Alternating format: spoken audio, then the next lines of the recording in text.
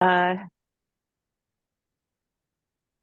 Hello, I'm Krista Boucher, your host for our member comment period. So far, I think we just have one member here, and it's someone who comes frequently. So I think he knows our rules for Zoom, and he's welcome to make a comment. We have a couple of quick little updates this month. We got the grant again in partnership with Sustainable Connections to offer energy audits for business owners in San Juan County. So that's a really great thing for our business owners. They get this extensive audit. And then the team at Sustainable Connections works with them to find all the incentives and grants that can help them make their businesses more efficient. And I think right now it's like you can get up to 50% of your solar and energy upgrades, which for some includes ductless heat pumps, 50% of that paid through some of the grant funding right now. So it's a really cool thing, and we really want to encourage our businesses to utilize this because, as we know, power costs are going up, and so the more efficient we can become, the better off. And we had a great annual meeting last month. It was really well attended, and we had it was exciting to see all the families that came to the event. I think when we've done it on the ferry in the past, it was oftentimes um, just members who didn't have kids because it's hard to spend the whole day, but because we had some really fun kid events, and the bucket truck rides were a hot ticket item for all ages of members. One of my favorite moments was watching an older retired member, a woman who wanted to ride up in the bucket truck, and she had four linemen who were helping her get in and riding it up, and she just had the best time. And so between her and some of the kids, I think they loved that. So yeah, so it was a great event, and we're looking forward to planning something similar for next year. I think we're thinking next year will be on San Juan Island. So yeah, stay tuned for more information on that. And that is kind of my quick update. Did any members here want to make a comment before we move on to our agenda? All right, go ahead, Vince. Okay, thanks, Krista. Okay, welcome to our May 16th board meeting this morning. We'll just dive right into the agenda. First item we got this morning is our consent agenda. So I'm looking for a motion to approve the items in that. So moved. Tom? Second. And Mark is seconded. All in favor? Aye. And any opposed or abstentions? Hearing none, that passes. Okay, second item, we've got board officer elections. We got a request from Jerry as he's not going to be here. So if we could postpone that till last year. And we did have a precedent last year and that I was gone and we decided to move them off for a month. So if there's no objections to that, and if Joel is okay with that also, then we'll move those to the June meeting. I'm good. Objection. No problems. Okay, appreciate that. Jerry will appreciate that also too. Okay, next item we got is the, let's see here, back up to the agenda. What do we got here? Excuse me a second. Okay, discussion items, climate survey. So let me talk on that one a little bit. As you may well be aware, the county is now beginning to start the update to the comprehensive plan. The last one was due actually in 2016. It took until 2022 to get that finished. So as a result, they're on the hook to get it done again in July of 2025. A new element has also been added. Washington State passed HB 1141 in 2023, which requires the counties to do a climate element, which consists of two parts. One's the greenhouse gas reduction and the other is the climate resilience. So the county has kicked off the public engagement process, and there's documentation available out there on the website. In their new Engage portion of it, there's the public participation plan draft May 14, 2024, which is available. And then specifically, there is a climate resilience planning in action. Now, the county's kicked off a survey process, And what I would like to see, if the board is in approval of this, is to send out with one of our communications, either with our bill or through the rural light or online or something like that, basically is a statement of support that citizens in the county should take the opportunity to participate and fill out the climate resilience planning thing. I've got an outside consultant working with the county on that. And, statistically, if we can get 500 to even better would be 1,000 responses on that. County's going to use that as a statistically significant measure of public understanding. And the questions go along the lines of from general to specific. They start out with, are you worried about the climate change? What do you think the county ought to do?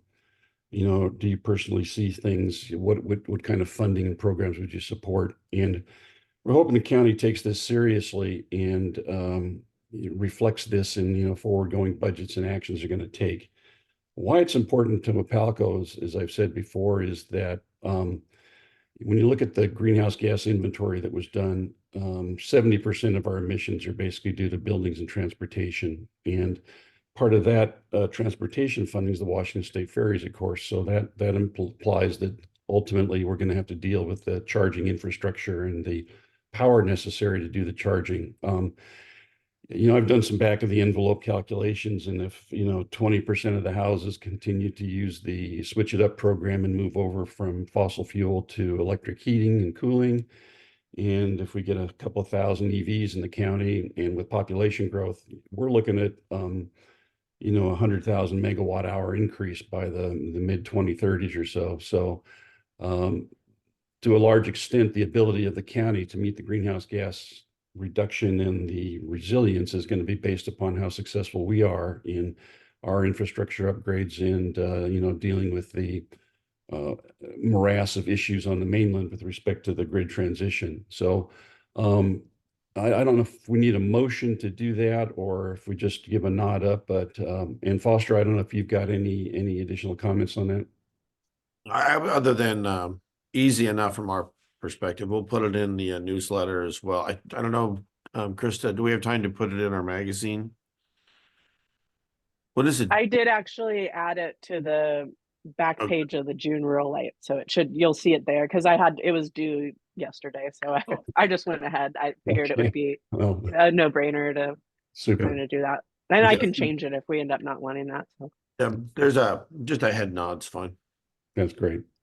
And then I'll add a second an interesting tidbit to that. I went to a meeting last night, I believe it was, or else the night before. The Madrona Institute over here on San Juan Island put on a little show and tell, and they brought in a woman and her husband who are doing a documentary series that they hope is going to be shown on PBS later in the year. And it's a 4-part series, and it has to do with climate impacts. But the first one had to do with, just in general, the issues we got with the energy systems and the transition. And they were looking at the impacts of methane as well as carbon dioxide. And they went through some of the issues related to direct air capture. And, there's questions about whether that's ever going to be scalable, and it was working. And it's kind of interesting because if you look at some of the reports that they're talking about for the Pacific Northwest and our grid transition, specifically the E3 report, and one other that I've read is that they're looking at the net zero by 2050, and pretty much in all cases they say that it's not going to be possible unless some sort of carbon dioxide capture is going to be technically possible. So nobody knows if that's even going to work or not yet, but they're saying that it's iffy to be able to move to a pure renewables plus storage in that time frame. So it was a pretty good show. I'll pass around a link to that if anybody wants to see it. But what's interesting was that there were only about 25 people in attendance, and as you can imagine, the people in attendance were generally not climate deniers as such. But they got into a good discussion, and one of the people recognized that I was from Opalco, and they said, well, I've got a question for Opalco. And I thought this was a very telling question, and it says, why isn't Opalco being more aggressive in communicating to the people how dire the situation is with respect to the grid transition? And I thought that was kind of interesting, and I got up and did a little 5-minute song and dance, kind of just going through a real nutshell about we've been looking at this for a number of years, and we've come to the conclusion that is a rather challenging problem, without getting overly dramatic about the whole thing. But it led me to think about how we go forward in our communication, is whether we need to get more aggressive. And he basically also made a comment to it, as it said, if people were more aware of what the situation looks like and what it is you're trying to do with respect to resiliency and meeting the climate goals, maybe they'd be more supportive of the Baylor Hill project. So, for what it's worth, I just thought I'd bring that back as something, and we should, think about that going forward, as to, I'm hesitant to say move into the fear, uncertainty, and doubt aspect of the thing, but, we've certainly collected a lot of information about how challenging this looks like. And we've been doing that, but do we need to be doing that a little more aggressively or forcefully going forward? I mean, I just don't expect an answer on that now, but I think it's something to think about as we move forward. Vince, I don't know if Foster or anybody got any comments on that, Tom? got a question. Yeah. Yeah. That just immediately brings to mind, who's our partner at the county to work with? And is this climate survey at the council level of participation and motivation, or at staff, or what department's driving this? Who's our partner, I guess? So I would say that basically it's the environmental and sustainability group in there with Kendra and Angela. They're responsible for it. Sophia, their senior planner in the DCD department, has been given the mandate to pull the whole comprehensive plan together. So Kendra's got the environmental portion of the thing, and the other aspects of that, including the shoreline and the marine resources and the water elements. And Sophia's got the overall charge. Jane Fuller, the council chair for this year, is kind of taken more of a hands-on approach in trying to pull it together, because she's stated a number of times that it's kind of a new era going forward, and the county's now having to deal with this in a more coordinated fashion than they have done in the past. So if you look at the individual elements in the comprehensive plan, they've pretty much been siloed, and there's been little recognition of the impact that each of them has to do. So how does water, energy, housing, and land use, for example, all actually interrelate when you throw on the impacts of the climate change and resilience aspects going forward? So I think they're going to be looking at that. But, in my opinion, they're going to need a lot of help, and they're going to need some push from the citizenry to pay attention to these issues too, I think, to really do it. There's always a business as usual aspect to the comprehensive plans having to do with the state issues a checklist, which is a checkbox, and there's 3 columns on that. The first one is, doesn't need any update, it's fine. Second column is minor update, or third is new element needs considerable work. And the last time they went through this thing, they literally rubber stamped the column that said everything's just fine, needs just a little update. And I in my opinion, that is certainly not the case going forward. That's really helpful. I asked the question because I was at DCD for a couple hours yesterday, and I mean, they're very tight in terms of their staff resources and funding. And I mean, just their main mission is a struggle with their current staffing situation now, let alone taking on a more comprehensive project and having folks available to participate with that. Yeah, I agree with that. And the only way we're going to get something that's meaningful, looking forward, is if there's some pressure basically put at every level we can. So every chance we have to communicate with somebody responsible for that, we need to emphasize that it's important that this get done correctly. Well, I know that from staff's perspective, we're going to be ramping up the conversation immensely. We're going to really have to educate our membership even before we start talking about land use tables and some of the asks that we're going to go forward with, of the county. So yeah, absolutely plan for thicker skin going forward, so we can really have those conversations with our members. There's another thing I'll pass along for everybody. You may not be aware of this, but there's a small kind of we call it a homebrew or grassroots television station started. It's called CNL2 or CLN2.com. And it's a kind of a part-time thing, but they've actually started to stage interviews with the candidates for the county council. So they've had uh, Justin and Rick Hughes on it so far. And then last night they actually had Jane Fuller on, interviewed her. And I'll pass along the link on that because it roughly about 30 minutes into the interview, the interviewer asked Jane a question about does she support the Baylor Hill program or not? And she gave a very good answer on that. And she says, I'm not going to basically state whether I support it or not support it, but here's what I've learned from talking with Opalco.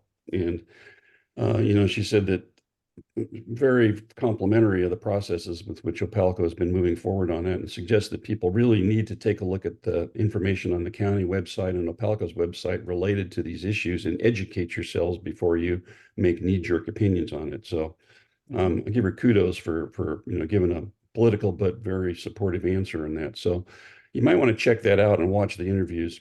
The last thing I'll suggest too is that I would propose that we might want to consider doing a Zoom or a town hall meeting or a written series of questions or something like this for the 6 candidates that run for county council and give them an opportunity to communicate with the citizens with respect to their views on, energy, renewable energy, climate, resilience, and things of that nature. Right now, I've been looking at the statements that have been coming out of the candidates, and they say affordable housing, the environment, rural character, tourism, stuff like that. But I haven't seen anybody specifically state energy as an issue. And it's a tremendous. Maybe it's one of those things that as long as the power is running, it's fine. When it's not, then everybody gets upset. So I think we need to bring it first and foremost and understand where the candidates sit on this particular issue. So, Foster, I think, that's going to fall in your lap to organize if that makes sense. Yeah, we've been doing that. We've done that, I think, for the last 2 elections. We come Right. up with 10 to a dozen questions that we distribute to the candidates. We record their responses and collect them and then advertise those on our publications and newsletters and so forth and encourage people to become knowledgeable before they vote in the election. Now, Wendy, I think you have your hand up. Yeah, I had my hand up because I just wanted to go back to the education part of it that you were talking about. And coming back here on the ferry on Tuesday night, I spent the entire ferry ride with one of our friends from the board of Friends of the San Juans. And it feels like there is a big gap around understanding this increase in demand that Vince was just talking about, and that a lot of what we need to do is to meet this increase in demand. It's not where things were 10 years ago of, oh, it's greener to shift to solar power. So I'm also trying to think of how you can get more information to Friends of the San Juans and some of these other kind of impacting organizations about all of these trends and where things are headed, and get them on board then a little more with how to meet them in this comprehensive plan. I think we all take it for granted. Oh, everybody knows that we're headed in that direction. And I'm realizing that that's really one of the big fundamental gaps. Yeah, we see that as well. I know there was a kind of a needs assessment where there's a prioritization. I think it was put on the county. I got it from you, Vince, that Yep. listed, all the important topics. There's about a dozen of them on the list, and nowhere to be found was power reliability. And so that really hit home to me of, how much we need to educate our members on all fronts. And, we always know it's a challenge with this day and age with social media, but we're going to be hitting just about every avenue we can, trying to raise up that knowledge level. Our goal at some point is going to be really get into the land use tables, but I think we have an educational process that needs to occur even before we get into the detail. So yeah, absolutely. Completely agree with you. Okay, great. All right, Foster, so given our time constraint at 9 o'clock, what do you suggest we do next? Why don't we just kind of go through the board packet? We only got 10 minutes before our Moss Adams is going to show up. Then we're Yes. going to break into executive session to review our 2023 audits. So why don't we just kind of use our time wisely? How's that?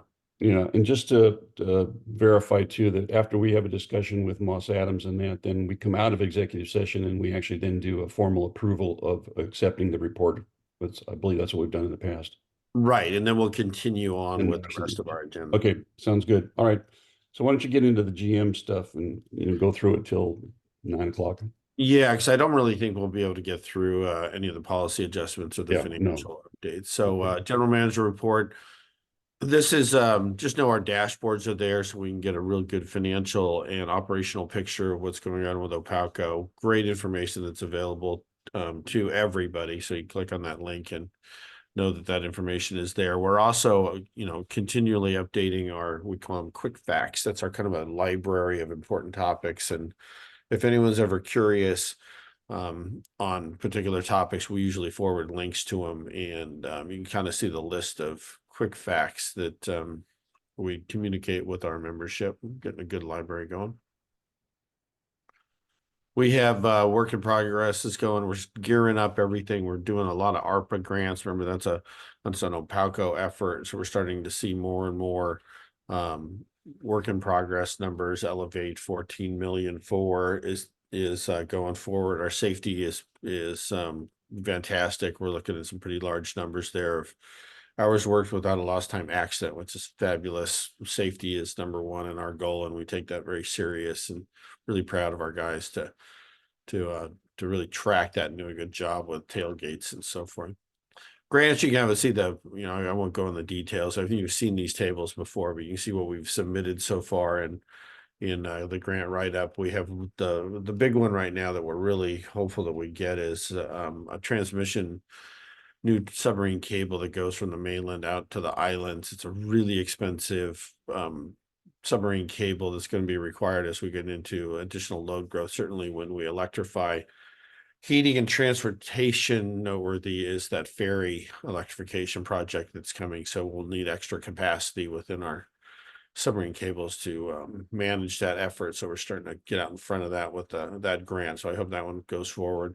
Water power, if you remember, we have a pilot title grant that we're exploring title to see if it meets our requirements, and we can do it safely and environmentally friendly in our service territory. So stay tuned on that. We still have little work left to go. We've been going through the whole contractual relationship with water and power and DOE, and Joel's been involved with some licensing and so forth. We'll keep your eyes and ears open on that topic. Some of the awards that we've had, you can kind of see the smaller in amounts until you get into some of the ARPA funding that's gone on, but pretty proud of all the grant awards we've been receiving. Doing a great job, and I got to give staff high marks for really chasing all the grants that we think we can get a hold of. So well done there. Yeah, and that, I mean, in this time, that's really an achievement there. Hats off on that too, because it's I think we know how hard those things are to get. Well, the way that we look at it is, we really need to go out there and chase these larger grants. And if we can get a hold of them, that's what our members won't have to come out of pocket with. I mean, just think about remote communities. It's a $15 million broadband grant that we've been able to get a hold of. Those are monies that are going to be in hard to reach connections that are for hard to reach areas that can get broadband now. That's just unheard of. So we're really excited about that. So we're doing all hands on deck, trying to take advantage of this little window period we have with a lot of grant opportunities for us. So let me make one more comment related to this, because again, this is so much more important. I think you may all be aware of Initiative 2117, which is going to be on the November ballot, which is to repeal the Climate Commitment Act. And depending how you feel about that, but just looking at what would the impact be on us, if CCA goes away, that's a source of funding that was close to $1 billion from the auctions in the first year, and the legislature's targeted another 2.3 billion to go along with that in future years of spending. And if that disappears, guess what? We're still on the hook with CETA, and that doesn't change anything that we've got to do with respect to the whole grid transition and everything else, but it removes a source of funding to help us get there. So, stay tuned. I'm not sure what the impact is going to be if that shakes out negatively. yeah, we're seeing a lot of grants come out of the Department of Commerce, and we expect that to dry up immensely. Those CCA funds disappear. So thanks for the heads up. Next page. here's our projections and where we're looking for budget tracking. So what we do is we look at the periods where we have actuals, and then we continue on with budget tracking through the end of the year. So this is updated through April. All is going really well. We thought we were going to get into an El Nino year when we first started out. It looks like we're tracking more towards a normal year, or at least El Nino is going to go away. What that translates to is going to be a little bit colder, so people turn on the heat a little bit better, and the financials get better for Opalco when we use power.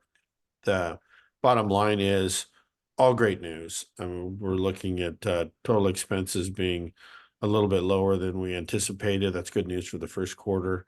Operating margins a little bit higher, so we're on target, and if anything, we're kind of preparing for, a better end of the year than not. We are also seeing, it's interesting, HDD is the heating degree day. Seeing that less, but our purchase power is up a little bit. What that really translates to is a lot of people are working from home. We're starting to see a lot more attendance in their homes here in more times of the year than before. So I think that's a little spillover from the old pandemic, and people are able with our broadband subsidiary to work from home, which is fantastic. And we're seeing more usage in electrical power. So I think we've really hit it out of the park with our broadband effort that's allowed that to continue. So great news there. I'm going to keep going. Our Yeah. monthly Foster, EC. let me just make another comment on that. It struck me too.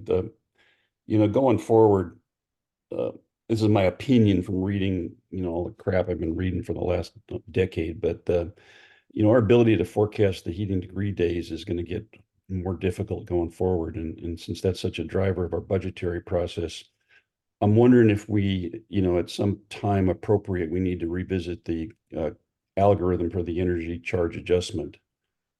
It may be that we're going to have to recover more in real time than ability to flatline it across the year. Yeah, that's a good heads up. We'll always pay attention to heating degree days. There's also cooling degree days too. Right. That we're probably going to be more noteworthy. I think our ECA is a good true up either direction right now. But absolutely, we'll look at that algorithm and make sure that we're not over collecting or under collecting either. Okay, thanks. It might be interesting to do some look at, say, the last 5 or 10 years of the forecast versus what actually happened, and see if it actually is a trend that that the forecasts are not as good as they used to be. Might be something to look at in the future. Yeah, I like that. I think it's always, when you start trying to weather normalize your data loads, it's always a big giant Ouija board out there. But I think that from a trending perspective, I think you're right, Brian. I think we'll pay attention to both those targets. With that, I see Olga's in the room. Why don't we break off into our Moss Adam 2023 audit reports? Okay. And how long do you think that will take, Foster? Probably I'm going to say on the outside, I don't know, half hour to 45 minutes by the time the board is all done. Okay, so for any of the members out there that are checking out for now, you can come back in again, like 45 minutes or so back to the waiting room. So Yeah. I put the 2 members in the waiting room. Okay, thank you. Okay. Okay, so we've now had our presentation on the audit from Moss Adams on that. I believe at this time, I'd like to get a motion from the board to approve the audit presentation and report from Moss Adams. So move. That was Brian. Second was Mark. Are there any further comments? So all in favor? Aye. Aye. And are there any opposed or abstentions? None. That passes. So again, as I said, congratulations. That gives us incredible confidence that the ship's going the right way, Foster and team. So thank you so much for that. Yes, very nice work. Yeah, I can't say enough about both teams are fantastic. It's always nice to have good quality people in the auditing world on our team, so we never have to question any of the accounting stuff. So well done. Thank you for that. Okay, so moving on here. Do you want me to just continue on with the GM Yeah, why side? don't we, yeah, till- that's fine, Foster. Yeah, because we Yes. said that people could come back in a little bit later, so maybe I Right, could right, that sounds good. some of the formality stuff. We were on the ECA. Mm-hmm. We have a little bit of collection beginning of the year, so everything's gonna even itself out through the end of the year. So feel good about the ECA adjustment, and the mechanics of it are working pretty darn well. Let's keep going. Heating degree days, we're starting to get into the El Nino. I mean, so all the predictions that we had during budget time really came true. We were looking forward to the end of the year kind of changing out. The curve is really interesting. We, during the summertime, that starts like May, but particularly June through September, pretty standard. There's not a lot of difference between El Nino and La Nina.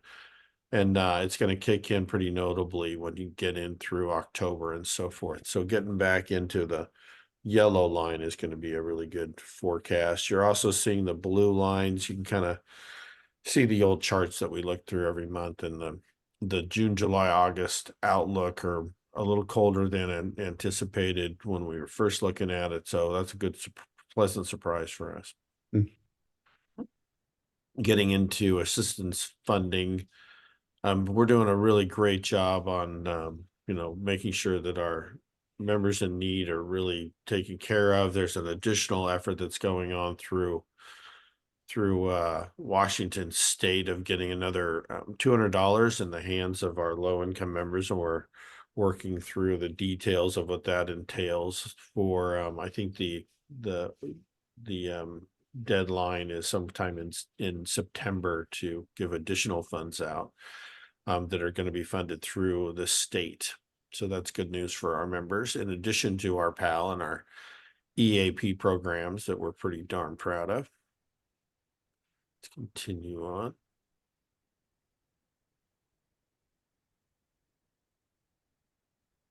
Switching up numbers are always fun to see. I love the chart, just to kind of says what, how much we're funding for ductless heat pumps and are always a big winner. And you compare that to some of the solar, and the solar storage is pretty big numbers. We're starting to get really excited about, using all these funds. Remember, we had $48 million worth of funding. So the more we spend, the more notable it is that helps our membership. So I'm really glad that we have good discussions about making sure that the program is functioning well financially, and that we're not putting the co-op in any credit risk, and we're doing a really good job. Love this program. Probably one of the best things that we've implemented since we started.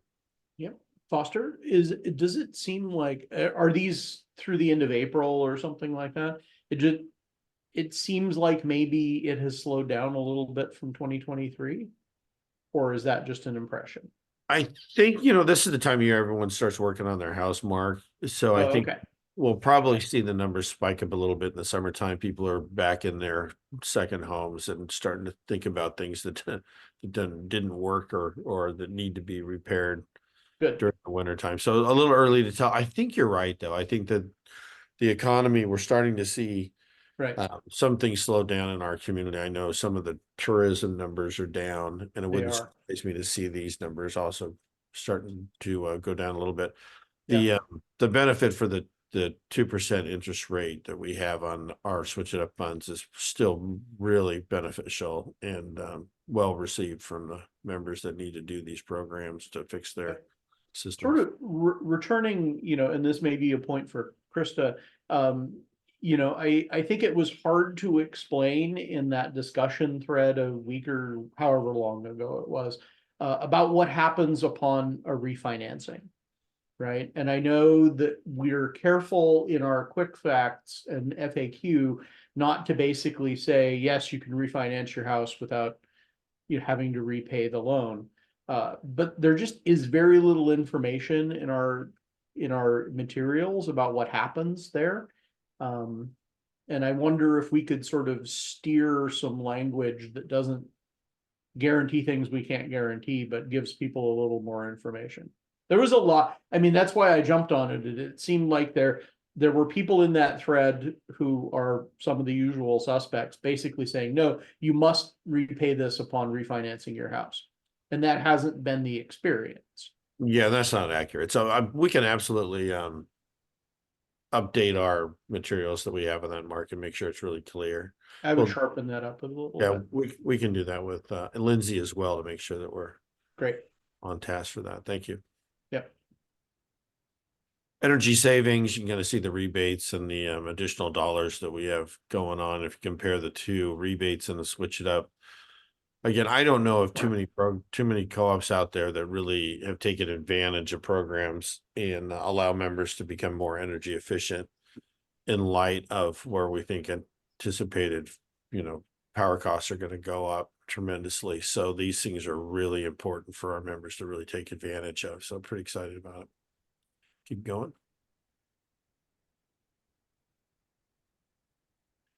See our solar program, 775. That's been a big win as well. And here's our statistics when it comes to Decatur. Starting to get sunnier and you start to see the numbers materialize now, which is always great. You had a little bit of an update for the annual meeting. I think it all went well. I'd love to hear from all the rest of the board on what your thoughts, if there's any lessons learned on the annual meeting that we had here over on Orcas, and what we can do better for our next one that's going to be over on San Juan. I thought it was extremely well received by a lot of our members. I know it was a little bit Orcas centric, obviously, because we're in that district, but boy, do we see a good cross section of our membership, which is really, really fun to see.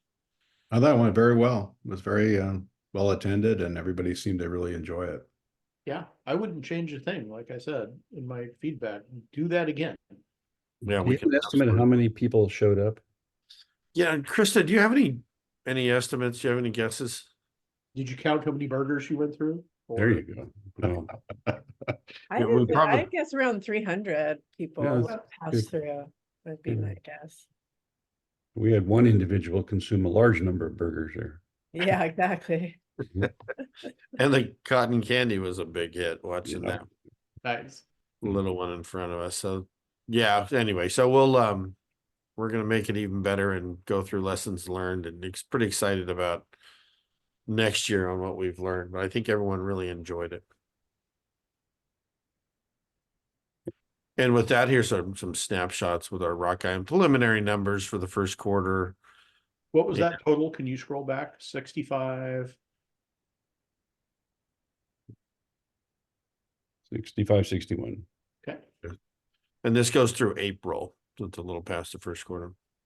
Okay. The revenue, we always kind of see that everything's doing well on the expense side too, because we got additional support through our T-Mobile relationship, and that translates to our bottom line really well. So all's good on the Rock Island front. Pretty excited about it. We're really busting our tails getting the ARPA funding projects off the ground. I can't tell you how many trucks have showed up with reels and reels of fiber conduit and vaults and Good. all the different things that we use for our $15 million grant. Pretty excited about hooking all those folks up.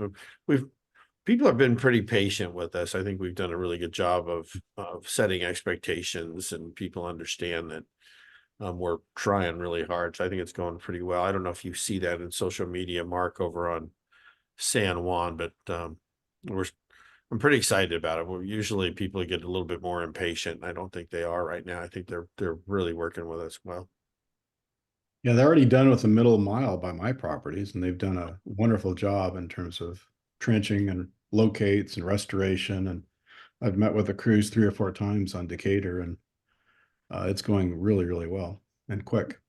Yeah, it's amazing when we get into some good soil conditions. Some of that rocks and not so much. I was gonna say, doesn't sound like you have a lot of rock there. Well, actually, they had the rock camera out for several days, so they had encountered some areas that were a little challenging, but they blew through that pretty quickly, and all the vaults are in, and they're doing great.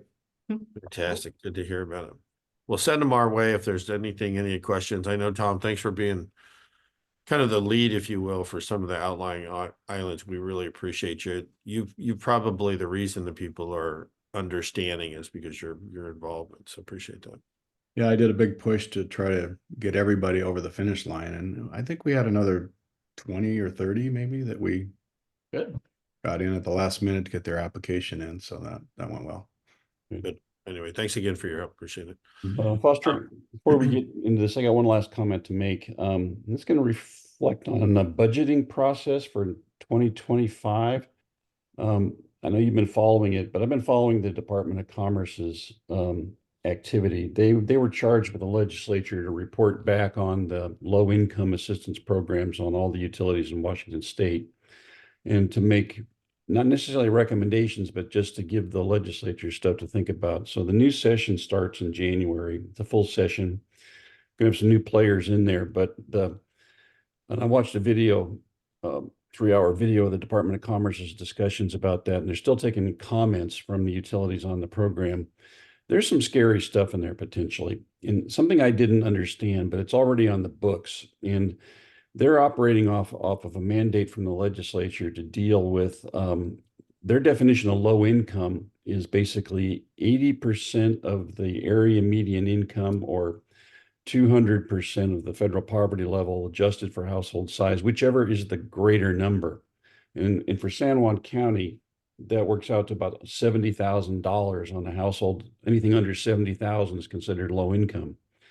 And the wrinkle on that is that they say that no household should pay an energy burden of more than 6%.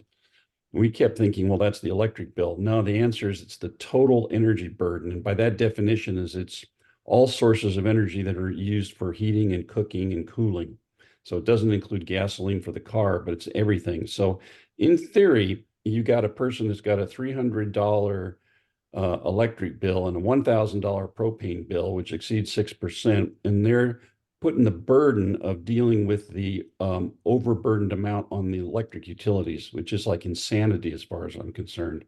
But that's the way the thing is working right now. So I don't know what the legislature is going to do, nor what time they'll do it in. They might debate it in the 2025 session and put something that says, starts to take effect in 2026. But the very fact, and there was a question, one of the guys, general manager from Ferry County, and says, look, we got, our current program looks at the 200% of the federal poverty level or something like that. But if we got to go to the 80% of the area median income on it, it says something like 85% of the households in the entire county are going to be subject to that.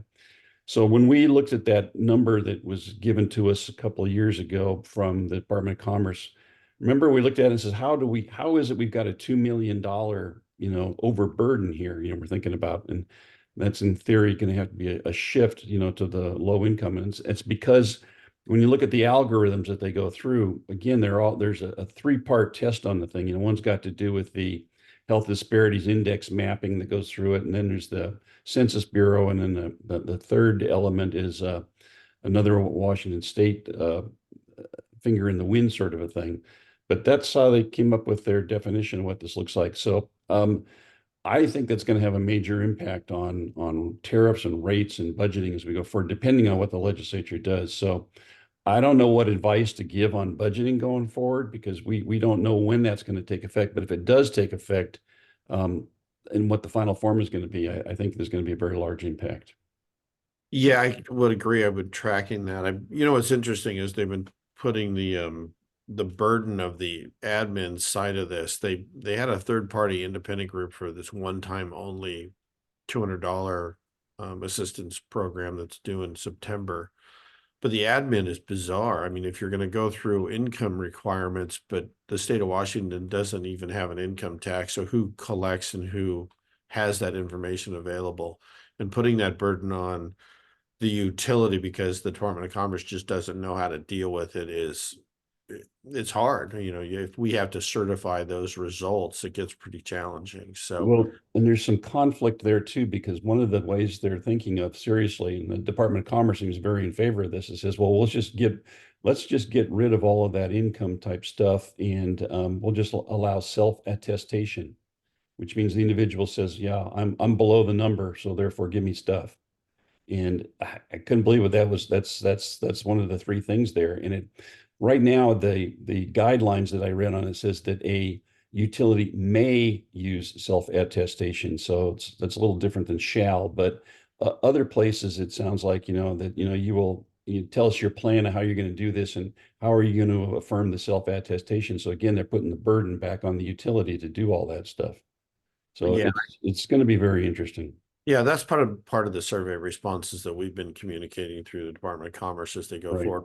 They don't have any answers, quite frankly, other than try to use this independent third party, and maybe they continue with that. We'll see. Yeah. But we'll navigate through it. I think we were the highest county in the state. Second highest in terms of that energy burden mismatch then, yes. But they were really low. I mean, I couldn't be more proud of the numbers that we assist our membership with. I really mean that. And I don't know any other co-ops out there that are, this proactive. And to think that we're, the second highest, it's kind of alarming. It's like, I don't even know how you would find the people, Right. we'll advertise, we'll solicit, we'll do everything, but it's really going to be a challenge. The numbers that we see don't even match what they've been proposing, and then they're doing it in a big black box of saying what the numbers, the income, and the household size, and they really don't have Yeah. I'd like to get in more of the algorithm on that, because now when I looked at it, there was this, it's a million line Excel spreadsheet that comes out, and San Juan County's got, 20,000 entries on it or something. So, it's like, how do you get more entries in meters? Yeah, I mean, my question would be, what we've found at the EDC is that every estimate of income is effectively a bimodal distribution here in the county, because we Yes. usually have the second lowest W-2 income in the state and the first or second highest total income. So if your income doesn't come from a W-2 form, you have a very high income. And if you have a W-2, you don't. Yeah. Right. So it seems like, we should be looking at people who actually have W-2 income, not investment income. Well, I looked at that and I says there was a trailer that said was 400% overburdened by their calculations, and it starts thinking, how is that even possible? But then you start thinking about it, says, well, if they got an electric hookup and don't use much, but they buy, $3,000 of wood a year, to heat the place, then there's the energy burden. And so, Right. but why are we sticking the entire energy burden of all the citizens of Washington State on only the electric utilities? Good point. There's a question there. So, to be determined. But in Is order there- of magnitude, I really like that you brought that up, Vince, and I hope everyone really records this loud. Excuse me, Wendy, I'll kind of jump in there, but the estimates for that energy burden now, it's more than just Opalco, are staggeringly high. I mean, Yeah. they're in the world of, like, you can kind of see how many, what we've done over the years in this chart. And I think we have a really good program, and even more so during COVID. And they're acting like the numbers in this black box calculation are in the $2 million range. Yeah. So that grand total, for example, you look at 2024, you get $100,000. By their definition, it's $2 million. So Would the be rate necessary. increase. So we'd have to come up with $1.9 million somewhere, unless Yeah. the state decides to fund it. And Is put that in is there any perspective. effort going on between all the utilities in the state to offer alternative approaches, including recognizing utilities that have programs already to deal with Yes. low income people?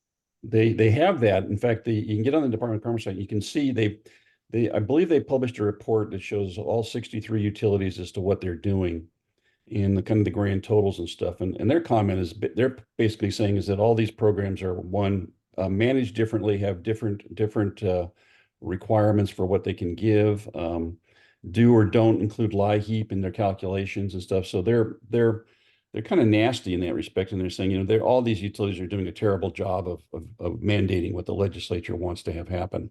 So I think Brian's asking, are we banding together to lobby on this? not Is clear. that what you're asking, Ryan? Yes, absolutely. No, Okay. that's not clear. It looks like it's very individual at this point. I'd say that we're trying to track it through WRECA, but Department of Commerce is, I don't know if they're going rogue, but I don't think they're considering the numbers that we put together that have a lot of merit, I don't think they consider that. They consider a algorithm that we don't that nobody really knows the particulars on how they do their calculations, and they give that more merit than what we've been doing. But we've been trying to influence the process through survey responses and being part of those discussions. But I think it's falling on deaf ears, at least at this point. Yeah, I mean, the co-ops are a small portion of it. If we're sitting shoulder to shoulder with the IOUs, the PUDs, and municipals, that covers the whole state, and I think we'd have a lot more power. I think what you're seeing is, and I need to confirm it, but I don't think our programs as co-ops are seem a lot more fruitful than some of the other ones. So I don't know how shoulder to shoulder we stand, and I think maybe we get kind of sucked into the IOU void where we should be treated independently, Brian. Oh, Wendy? Yeah, I just wanted to say that going back to the demand side and the number of households it would apply to, we have a lot of that data through the Orcas Community Resource Center for Orcas Island, because I applied for the Department of Commerce grant, which we got for the diaper grant, we call it. So it's about 40% of the households on Orcas. It's a shockingly high number that meet that 80% of the medium income level. That's right. Mhm. Absolutely right. Now, something like 50% of all households in the county would qualify. And we're going to be working with the Family Resource Centers, Wendy, to make sure that, the low income program that we are working with the Department of Commerce currently for that $200 additional payout is something that we're going to be reaching out to Family Resource Centers for. So. Yeah, no, and that's great, but I just wanted to make sure that the sheer magnitude of the number of households was, I guess you guys already know that, but it was really surprising to me how high the number of households is. Right. Mhm. That supports what Mark said, and that's, you look at it, if you just look at the Census Bureau with the median income, and then you look at the distribution, there's 8,000 households and 4,000 of them are below the median income by the census data. So that's kind of the magnitude that we might be looking at. To put in perspective, I mean, you're looking at almost $2 million every, I don't know, every $325,000 is a 1% rate increase. Mhm. So we're looking for a pretty dramatic rate increase potentially with our program. And I think our program is pretty robust. And I always like to look to improve it as we go. But that's a pretty big, steep commitment for to raise it up to that level when no one really understands what the calculation is driving those numbers. Well, it's going to put the utilities into being the villains, because if you look at here, it's like half the households are going to have to double their electric bill so that the other half can get them cut in half. I mean, that's literally what it's going to come down to. Yeah. So, Income redistribution. yeah, it is. All right, stay tuned. All right, onward. Thanks for that one. Let's see here, member service policy updates. We've been collecting some good feedback from the members over the few months that we've been doing to 2024, and even before that. It was about time for us to do a little bit of cleanup to make sure that our policies are consistent with what we need to be. So staff is proposing to make adjustments to policies 7, 9, and 16. Now, this is the first read, so we're going to come back in June for the second read. So if there's any thoughts that you have, we can incorporate those, bring them back in the June before they become final. In policy 7 is the billing and collection. There were some questions amongst one particular member on how checks are presented and so forth. So we wanted to get some clarification language in there on the payment of how we collect payments. It was we went through a pretty good experience in really listing everything down, how we as member services collect information, collect payments, collect the dollars to pay off everybody's bill. We have auto pay available. We have Smart Hub. I'm sure everyone's familiar with Smart Hub. It's a good place for billing. It's also a good place to track what's going on with outages and so forth and voting. It's really good resource that our software vendor NISC is really good, a good portal that's secure, that allows people to access their own power bill. We use Secure Pay over the phone if you want to pay. obviously make payments with a check and send it in for the postal service. And you can also, call our offices and make payments accordingly. So we have done a really good job as a co-op, making sure that we take, all the payment methodology, that makes sense for us. And I think we do a heck of a good job collecting those payments. But listing all the options, I think, is really beneficial for everyone to kind of catch up with where we are. I don't know if there's any comments on the language there.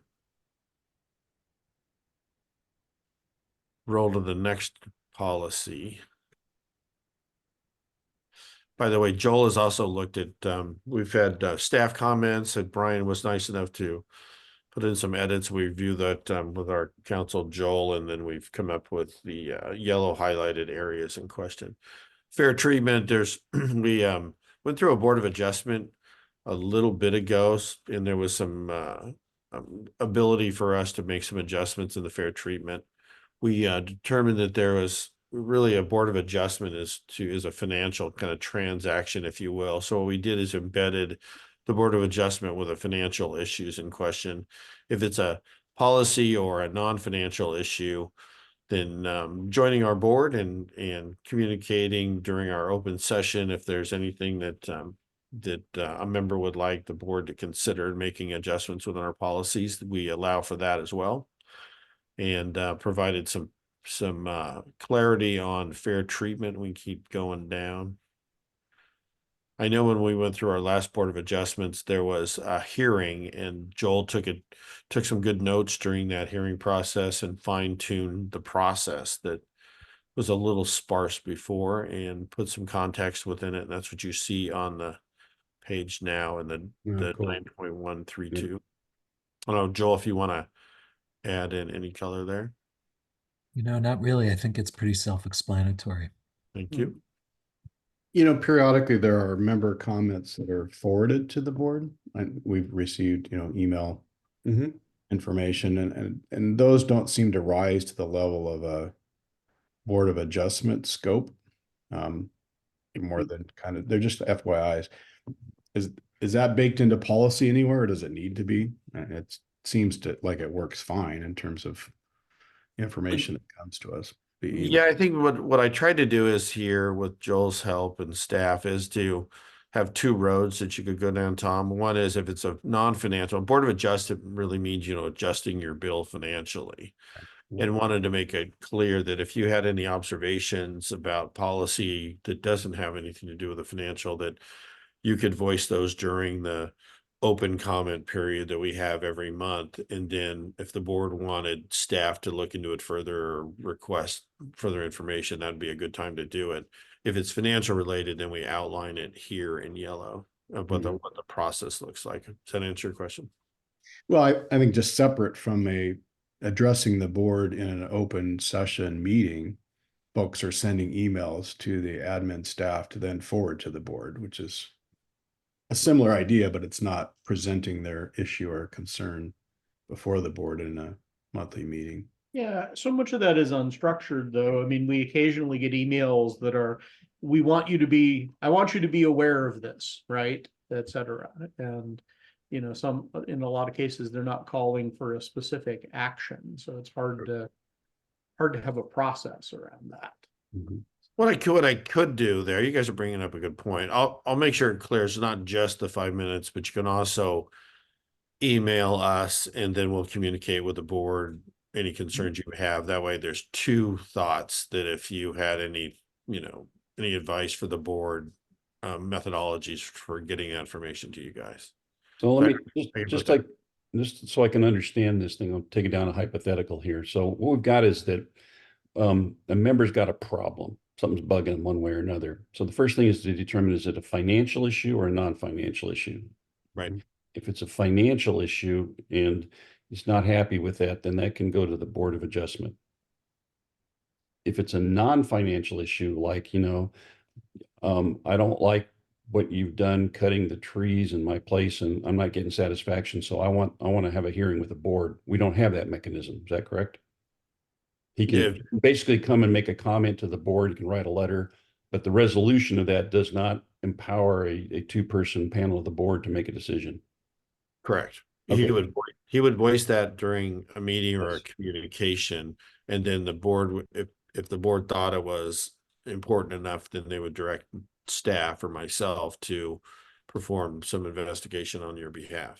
So, But there's not a never-ending loop on that, which he says, I'm still not satisfied with it. Comes back the next comment period and says Foster is a very evil person. I don't like what they've done. I want the board to do something about it. And we just say, no, we're not going to do anything, or we are going to do something, right?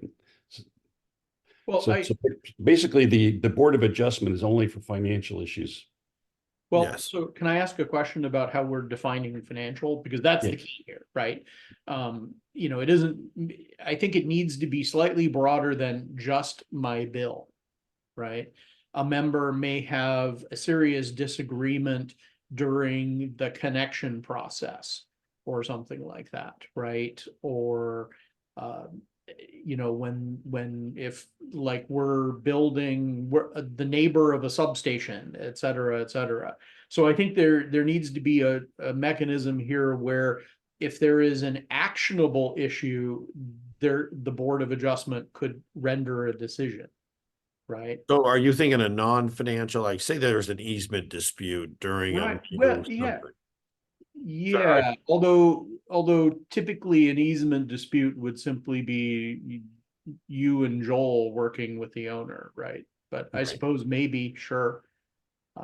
But Uh, yes, something that's actionable like that. I mean, if somebody says, I don't like your policy about maintaining the right of way, that's right. That's not a personally actionable decision. That's I don't like your policy. And I think it's very appropriate in that case for people to voice that at the board meetings.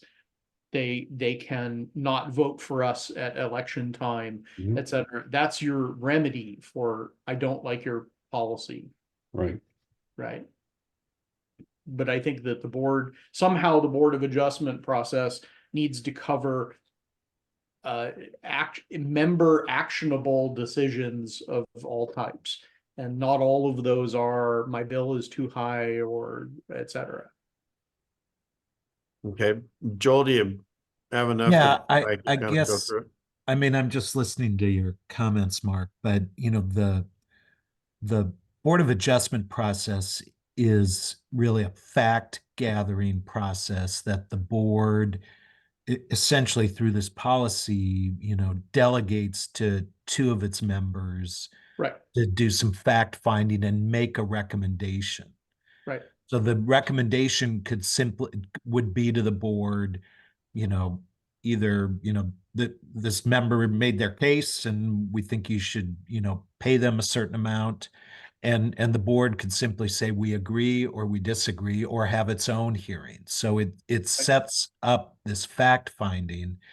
And the theory behind this was to separate out those sorts of policy issues from financial issues. And and depending on the year and the time, I just, what I'm concerned about is something like easement issues, which really I don't think the board wants to get involved in, nor does it really need to get involved in right. those sorts of determinations. So I think we need to chew on this a little bit to see how to make that definition so it's broad enough to address your concerns that you're raising, which are good ones, but not too broad. Right. Yeah, That's kind of what I'm. Exactly. I mean, I'm thinking member wants to connect and they feel very strongly, we feel that they should have a commercial rate plan because they're a business and they think they should have a residential plan, right? Et cetera, et cetera. I don't know. Maybe that's a stupid hypothetical. Well, I mean, I think, there's all sorts of ways that financial disputes come Right. up. I mean, sometimes, our members have, they have to pay a certain amount to connect, Right. and they don't like how we're billing them or calculating the cost of that connection. or don't like our contractor and think it's too much. I mean, those all would be financial issues that would Mhm. fall Okay. on the board. Yeah, if that's covered in the Board of Adjustment, I just want, I mean, I want the so- language to be clear that it would cover those sorts of things. I Yeah. think, Foster, maybe what we need to do is work on the definition of financial issues and just make it That was my only point. to Yes. just capture this, because I hadn't thought about it, but anyway, thanks. Yeah, I think we have enough to come back for the next read, Mark. And then if you have any comments when you get the June board materials, maybe we can Sure. make sure that they're addressed in time, or we can come up with additional language if we need to after that. Yeah. Yeah, I think that's perfectly fine. I think it's literally that second sentence, that second line in paragraph 912 that makes it seem overly restrictive. It is literally that sentence. All right, got it. Thank you for your input. Sure. Mhm. Why don't we go down and see if there's anything else here? That's the process if you went through Board of Adjustment. And then here is information request. Just wanted to make sure this was clear. We're pretty proud of all the information that we put up on our website. Why don't we go down a little bit? You kind of see. Before we go, just one suggestion. In the next to last statement, Opalco is not subject to regulation by the WUTC, which is true. Someone reading that might assume somehow Opalco is unique. And so I'd suggest that we'd say the WUTC only has authority over investor-owned utilities. And co-ops, PUDs, unis are not under it. So it doesn't just look like Opalco is in a special situation. So like as a public utility, Opalco. Sure. Sure. Okay. Yeah, something like that. I think you got up there, it says basically the cooperatives who are incorporated under revised code of Washington are not subject to regulation by the WUTC. Yeah. And I've PUD, heard of that. and actually, maybe it's not important, but PUDs and municipals also are exempt. Yeah, Yeah. We're in a big group. no, Yeah, no in the end, problem. Yeah. We always look at the industry as the public power is the way we define it. Right. Right. If you'd like to complain to the WUTC, move to Seattle, Yeah. There you go. basically. And the information that No, we have, actually, you have to move to Bellevue to be exact. Billing, exactly. Oh, Or City of Spokane. Seattle. is- oh, you're right. they're Yeah, you're right. exempt. Yeah. we do a And really good. Tacoma and Snowput. Mhm. Okay, going down below, you'll see a list of, we're pretty proud of all the information that we put on our website, so we want to make sure that it was all listed here. Or at least the majority of it, that we have all of our routine documents, here they are, so. Mhm. I wish other co-ops followed suit, but they're not like us. Any questions on this section? Mm-mm. Okay, it looks like we got a little bit of work to do defining that financial stuff, Joel, but we'll come back. So again, first read, don't need any further information other than just your thoughts, and we got them. Now, anything else on our policy updates? That's good. Okay, do you want to jump into, do you want to break or do you want to keep going, Vince, into the financials? Why don't we take a 15-minute break? It's 10 o'clock right now. Let's reconvene at 10:15. 10:15 it is. Okay, very good.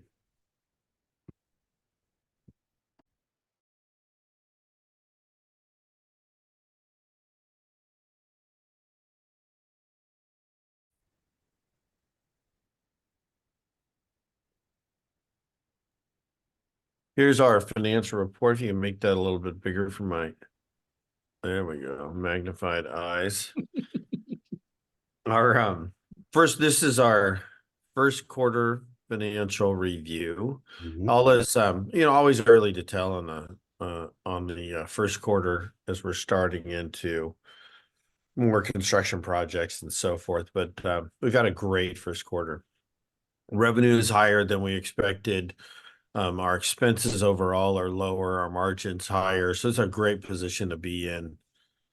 That you know, for this time of the year, and the projections are that we're going to have a little bit colder of a end of the year, so looks really good for our Q1 results. Let's get into the details.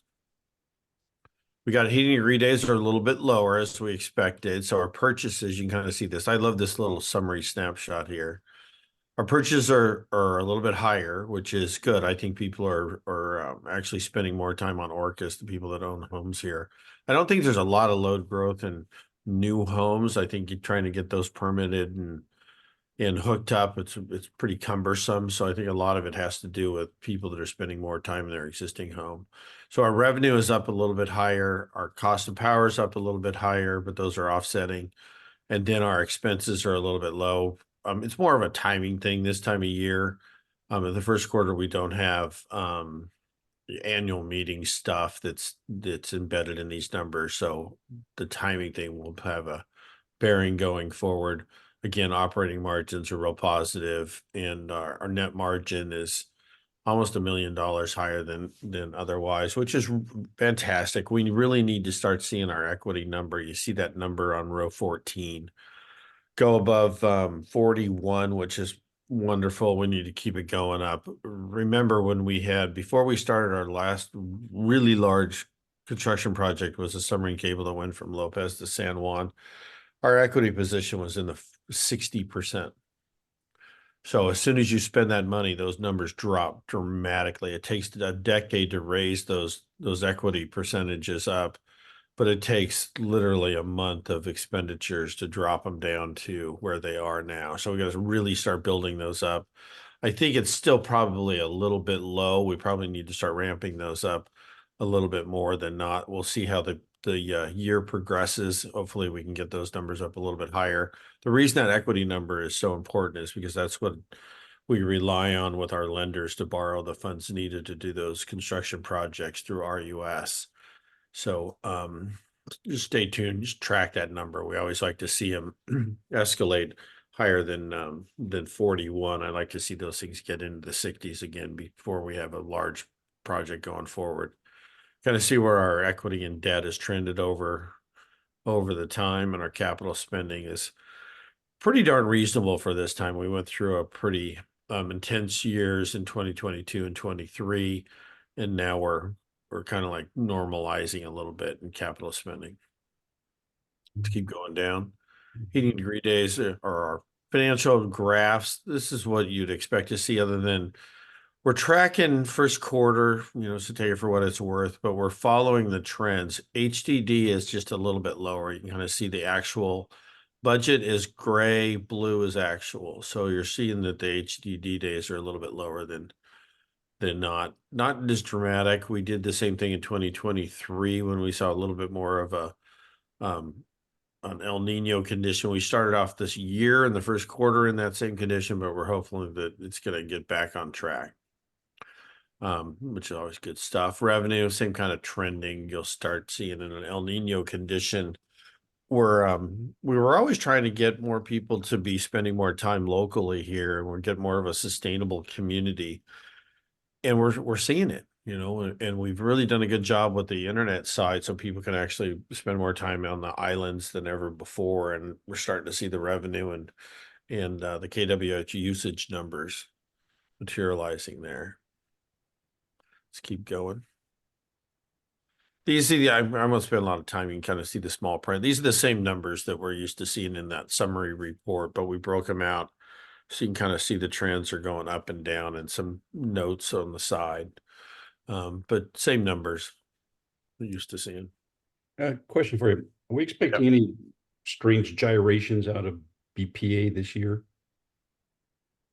Well, I think I'm glad you brought it up. I would say we're kind of business as usual. I would say primarily for us until 2026. We're going to start seeing more load growth. When that load growth happens, it doesn't come out of the hydro system, right? It comes out of Bonneville's. They're going to go to the open market and buy more expensive powers where the predictions are. So the anomalies that we're not going to see too much in 2024 unless we get into you know, a lot more usage profile and a lot more purchase of kilowatt hours. So I think 2024 we're going to be okay. Any of that load growth that we're talking about in the future is going to be on a higher price profile. But remember, you've got 90 whatever percent based on the tier 1 load. So incorporating a little bit of load growth isn't too alarming at the beginning stages, but it becomes more alarming the higher that usage profile looks. When we start putting in, you know, electric ferries and so forth, then you're going to start seeing some pretty dramatic increases and some pretty dramatic load increases coming out of Bonneville. Because what they're doing is they're going to just go out and start going to the open market, and the open market is going to go up because there's you know, hydros at capacity, and coming up with kilowatt hour usage when the wind doesn't blow and the sun doesn't shine, those are going to be really expensive. And we're going to start seeing more and more of those starting in 2025 and then going into the next contract. That's a reason that we need to, you know, like you brought it up earlier, Vince, we need to be really communicating with our membership of what it's going to look like and why we need to embrace local generation sooner rather than later, so we can avoid some of those really price shocks that we're about to see in the future. Yeah. Okay. Thank you. Let's go to the next page.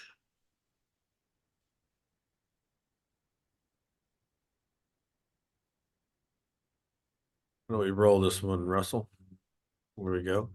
Depreciation, again, this is the first quarter, so you're not going to see any trending too much, but you can see the depreciation where the dots are a little bit higher, which is good for the times interest earned ratio. These are how often you pay back your debt. So we're higher ratio is a good target for us. So we're doing well there. Let's keep going. Some of the debt ratio numbers that were, you know, the graphs are all trending pretty well. You start seeing the equity a little bit higher. Same thing with the margins. The only ways you raise your equity is you increase your margin. The only ways you increase your margin is by raising rates. So those are coming out of the ratepayers' pockets. So we're very prudent before we do that. There's a statement of operations to get down into the detail. You've kind of seen it on the summary level, but if you want to braze up if you have any questions about the detail, it's really the same information. Come up with the notable drivers. There's not a lot going on in the first quarter usually, and this is nothing is shocking here, but what we do is we try to give clarity on what the notable efforts are going forward. There's nothing alarming here by any stretch of the imagination. If anything, we're treading water really well. We're selling the kilowatt hours that we budgeted a little bit more so. And the trend of using more and more power is starting to materialize, and that's good for the financials to a break point. And that break point is when the price of tier 2 power becomes really expensive. And again, we're not quite there yet. There's Bonneville can still use a lot of the dam system. We have a tier 1 allocation. It's kind of the, you know, our high water mark. But that's usually during a low water calculation. So the majority of years you have a little bit more water than not, and they're able to sell that on the open market. So it kind of levels us out a little bit. In the future, though, be afraid. When you start looking at global warming, you're going to get a lot more runoff in the springtime. You're not going to get as much snowpack, and that's going to really impact the later portion of the summer. And I think we're going to get surprised with the lack of power during that time, which is going to increase our price pretty dramatically. Oscar, what is our high water mark in terms of megawatt hours? Yeah, it's just under 25. It's like 24.6 or something like that. I think, Russell, is that correct? Yes. That's the average. You mean the average? Yeah, that's the average through the year. To get the total, you take that and multiply it by 8,760 or something, right? Yeah. Okay, thanks. It actually used to be a little bit above 25. Yeah. So depending on what is the production coming out of the hydro system is what our slice is. Assets are doing really well. We'd expect to see a lot more work in progress going on, which we do this year. We got those grant funds for ARPA are part of part of the equation there you see in row 5. Cash equivalents are all real good. So everything is looking really solid. Which you start getting a big grant award, by the way, and then you have to look at your balance sheet, make sure your cash flows are organized well enough that you can collect from your vendors and pay it, and make sure that we get the grant funds in a timely manner to pay it back. That's part of the coordination of the grant funds. It's really important. Otherwise, you run into a cash crunch. We're doing really well on that front. Love our team for that. Let's keep going. Get into capital or cash flow, same kind of thing. We track it immensely about, what do we need to do in order to satisfy all of our construction activities, including the ARPA fund grants. We're doing really well. This is the GAAP cash flow. If you go to the next one, it's really high level. It's easier to track and kind of see everything that we're doing from a period in perspective for the first quarter is tracking really well, as we would expect to see. Here's our capital projects. Nothing dramatic here. There's a couple little line items out here. There's a late start on the ARPA grants. So we got that kind of organized, but you can see that number right there that was highlighted by Russell. You see a little bit lower expenditure than we had budgeted for. We figured we were going to start out a little bit sooner. We're already ahead of their construction project. I think we were doing a really good job, as Tom just said, on Decatur is a good example. Our crews that are out there are doing a really great job, and some of the independent groups that are helping us trench and so forth are killing it out there. So we're doing pretty well. There was another, what was the other line? Oh, it was the solar side. You can see the solar side was delayed just because we're waiting for the permits on that. Other than that, the capital projects are doing really great. Guys are working their tails off. It's a productive time of year that we're running into. Weather's turning positive, so we're living life out there.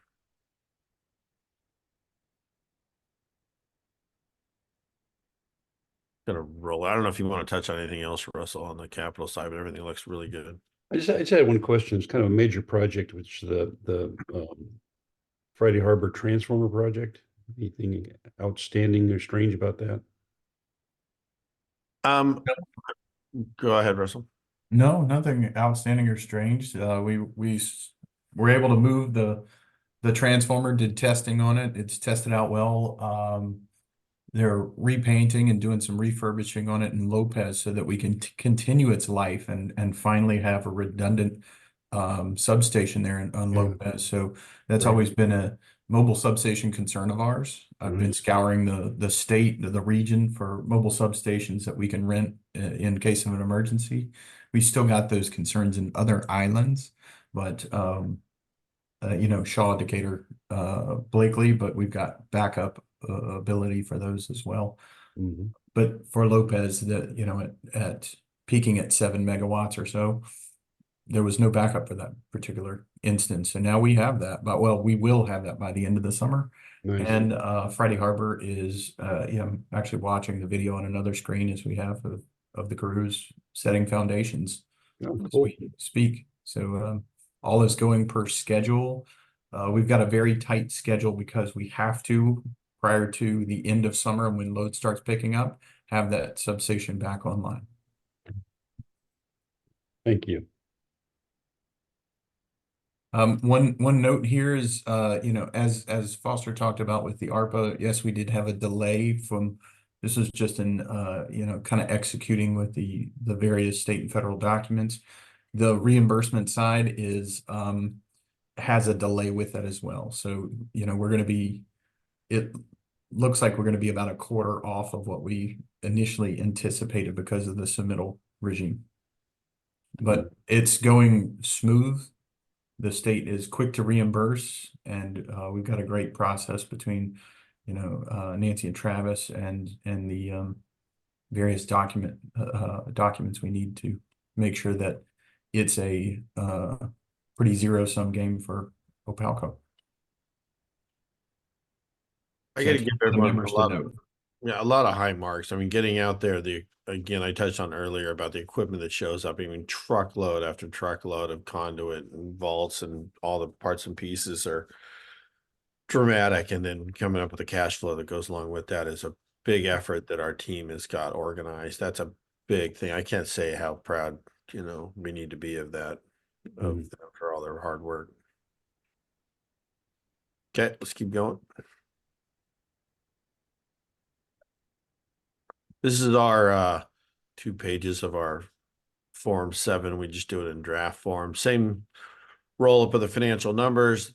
There's a little bit of grouping difference between our US and what our auditor looks at. We always choose to do our budget and updates based on our auditor, not our US, but they're the same numbers. So it doesn't matter. I always love these little statistics. If anyone's ever curious on how many meters you got, it's always on the second page of the balance, the balance sheet of the Form 7, second page.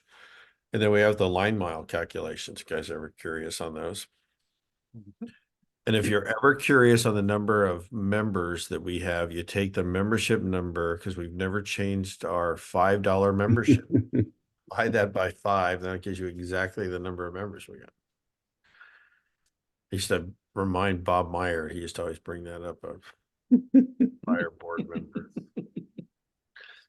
And with that, we're first quarter looks fantastic. Can't say enough about it. Yeah, it's good. Any comments, questions? All right. Okay.